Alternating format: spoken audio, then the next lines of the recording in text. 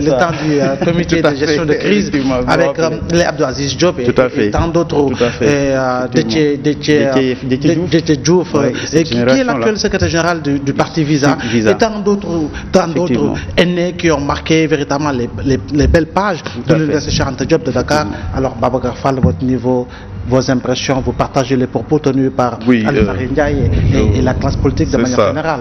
Je vous remercie d'abord Abdoulaye pour m'avoir invité donc à cette émission, prenant comme prétexte la disparition du regretté Ousmane Tanor Dieng. Je salue également donc mon ami, mon jeune frère Ali Fary Ndiaye, que j'ai quand même l'occasion assez souvent donc de suivre sur les plateaux et qui fait même des analyses donc très bonnes et très pertinentes. Donc cela étant dit, je pense qu'à l'instar de ce qu'a dit Ali, hier le Sénégal s'est réveillé sous le choc.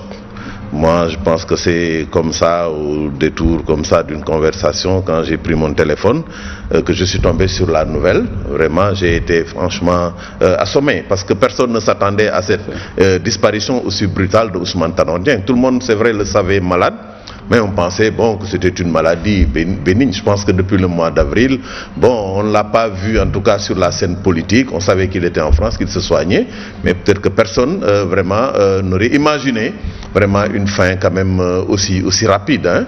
Donc vraiment, je profite donc vraiment de cette occasion pour lui rendre également donc à cet homme d'État un hommage donc très appuyé.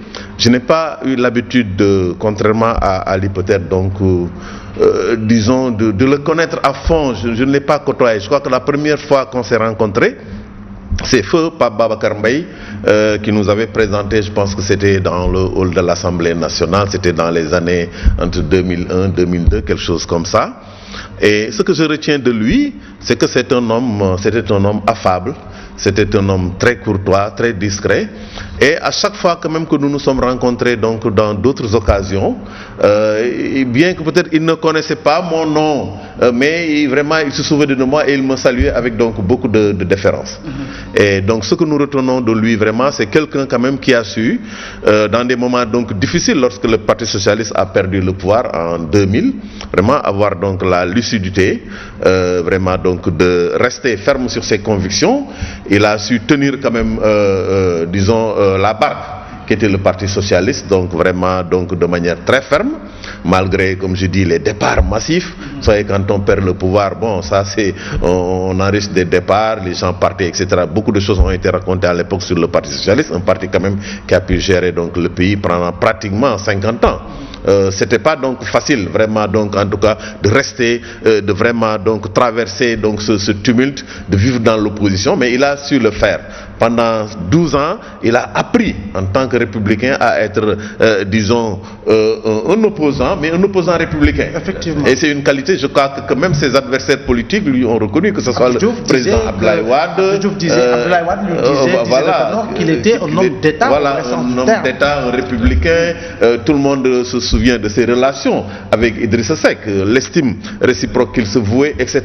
Bref, au niveau de toute la classe politique, je me souviens quand j'étais encore, disons, dans le milieu politique, lorsque nous parlions de Ousmane Tanor Dieng, le camarade de l'ancien secrétaire général donc de AJ Mamadou Diop Decroix à l'époque, vraiment, nous parler de Ousmane Tanor Dieng, vraiment, en des termes finalement on se disait que mais franchement, nous qui étions à l'époque donc, disons de l'opposition, on ne pouvait pas, disons, imaginer que quelqu'un, par exemple, comme quoi, qui a croisé le fer avec le Parti socialiste historique, qui a combattu les Ousmane Tanor Dieng, etc., puisse tenir vraiment, en tout cas, un discours comme à l'égard de Tanor, un discours vraiment aussi responsable.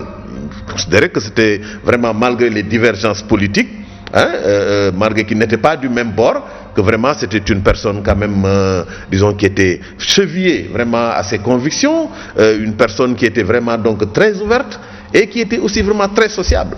Et ça, je pense que donc hier j'ai écrit, donc je pense que sur ma page Facebook ou Twitter, quand je lui rendais un hommage, je disais que la disparition de Ousmane Tanor Dieng, au-delà de l'émotion que cela suscite au niveau de la classe politique, constitue une leçon de vie.